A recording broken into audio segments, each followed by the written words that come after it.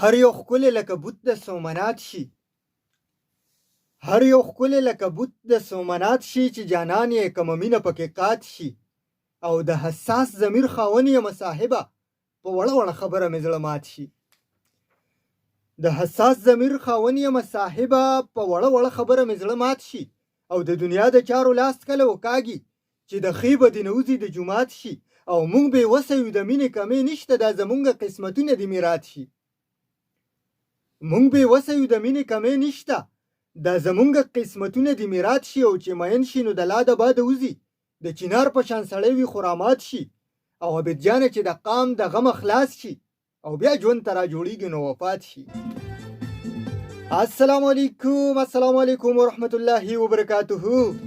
غږ د FM 93 ریډیو دلبر 400 دا دی، او زه ستاسو قربا، ستاسو ملګری، ستاسو دوست، ستاسو خادم نذیر احمد خادم، او د پروګرام نوم دی آل ان وان.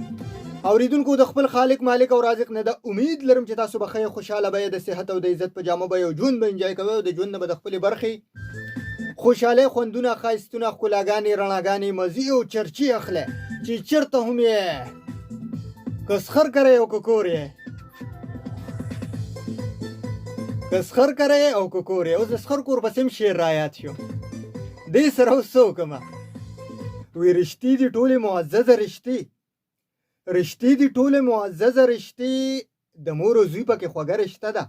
ګناهګارېږم په دې خبره چې دا سانډو پکې لاسه رشته ده.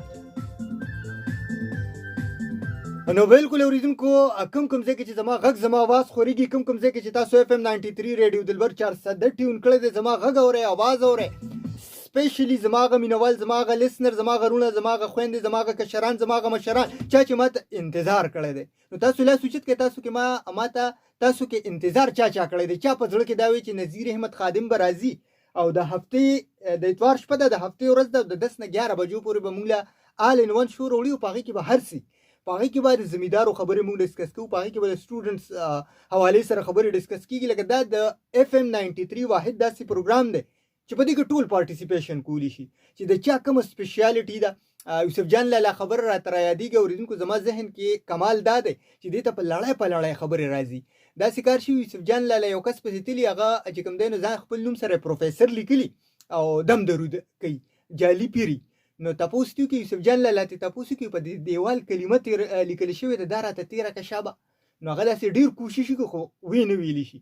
نو بیا ته اخره کې تپوس کې ویجی تاسو د بینر باندې ځان خپل نوم سره پروفیسر لیکل لري.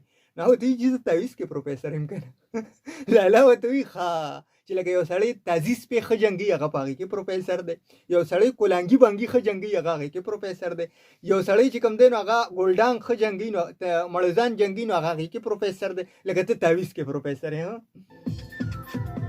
نو ځکه وایي مشران څه وایي؟ د مشرانو له هېڅ نه دي پاتې. اورېدونکو مشران وایي که نه، کور کې دی سار ماښام چې کوم دی نو خپله مورکۍ دی، ستا مور ده، امي ده، سار ماښام په جانماز او په مصله باندې ناست دی، خپل لمونځ اودس کوي، ذکر اذکار کوي. هغې له خوا نه ځي چې دم در باندې واچي، په سر در له لاس کېږدي، خپو ته ورسره کښېنې، په سر در له لاس کېږدي، قل هو الحمد چې کوم صورتونه یې هغه ووایي، او ستا له په سر شوب کړي، نو ته به ټیک ټاک شي. نو دې پسې مې هم یو شعر ذهن ته راغی. نو څه وکړمه خادمه؟ شعر خو لږ یېرېږي، خو داسې دی وي کور کې د په خپله ابۍ ځان دم کا، بار موزه پیر ته ضرورت نشته، او سوال نه کوي فقیر ته ضرورت نشته. اوس لږ رانه غلطېږي، په هغې به تاسو بښنه کوئ، ځکه چې نذیر احمد خادم دی، ماشوم دی او عجزه دی، د ده نه به خبرې یېرېږي، خو تاسو به یې معاف کوئ. ښه نو اوریدونکو، پروګرام ستاسو دی، نذیر احمد خادم ستاسو دی، FM 93 ریډیو دلبر 400 ستاسو دی، صابر بھائی ستاسو دی، حزب الله ستاسو دی، نیو علاج هومیوپیتھک سنټر مردان ستاسو دی. نو تاسو به راځئ په دې پروګرام کې پارټیسیپیشن کوئ، د دې پروګرام ښکلا به جوړېږي، د دې پروګرام ښایست به جوړېږي، ماله به د خپلې موجودګۍ احساس راکوئ. نو کوم چې زمونږ سایلنټ لیسنر دي، خاموشتیا سره پروګرام اوري، هیډفون یې لګولي، هینډ سپري لګولي، او اکثر د خندا خبره پکې راشي، او په خندا شي مې ورله آواز ورکړي، یې جینۍ وي دا ولې خاندوي، ته څه چل در باندې وشي، که هغه داسې خبر نه چې هینډ سپري لګولي او پټ پروګرام اوري، پروګرام کې پارټیسیپیشن نه کوي. کوم چې زمونږ سایلنټ لیسنر دي، دی حرف به حرف پروګرام اوري، ټکي په ټکي، او د زړه په غوږونه یې اوري. او کوم چې زمونږ پروګرام ته کال کوي، هغه په کال میلاولو کې د هغې نه هغه پروګرام مکمل ګډوډ شي. نو زمونږ چې کوم سایلنٹ لیسنر دي خاموشتیا سره پروګرام اوري هغې ته پروګرام کې هرکلی په خیر راغلی او ستړي مه شي. دې سره سره اورېدونکو کوم مینوال چې دې وخت کې را روان دي د شاعرانو، عالمانو، ادیبانو، لیکوالانو او پوهانو سیمې چارسدې ته، هغې ته به وایي چې هر کله راشئ، بیا بیا راشئ. او دا د پښتنو سیمه ده، دا د میړنو سیمه ده، دا د بهادرو سیمه ده، دا د زړورو سیمه ده، دا د طاقتورو سیمه ده، دا د میلمستیا سیمه ده. نو هغه ټولو مینوالو سره به خبرې اترې کوو. زما به څه خبرې خادمه، ستا به څه خبرې، زه په څه پوهېږم، ما له څه راځي. نه داسې نه ده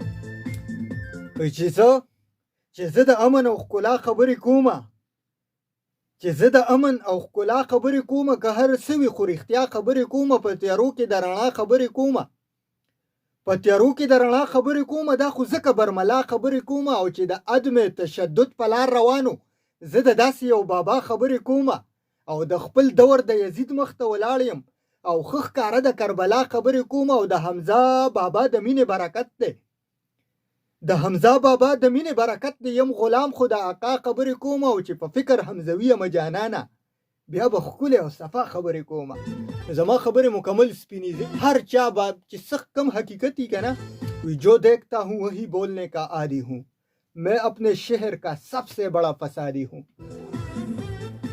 نو چې څه وینم هماغه وایم،